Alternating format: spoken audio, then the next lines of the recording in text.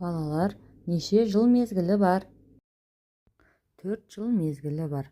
Көктем, жаз, көз, қыс. Қазір жылдың қандай мезгілі? Дұрыс айтасыңдар, көктем мезгілі. Аптаның қай күні? Қандай табиғат құбылыстарын білесіңдер?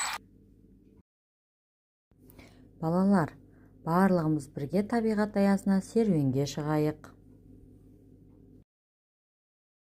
Балалар, мұнда сиқырлы сандық тұр.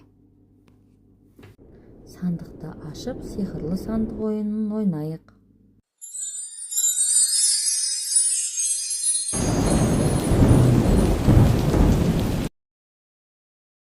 Балалар, бұл ненің дыбысы?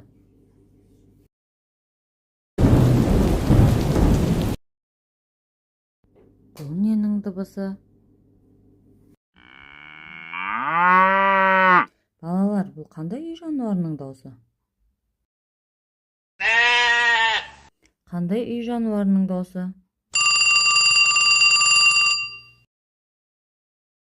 Балалар, бұл қандай дыбыс? Жарайсыңдар балалар, сендер барлық сұраққа дұрыс жауап бердіңдер.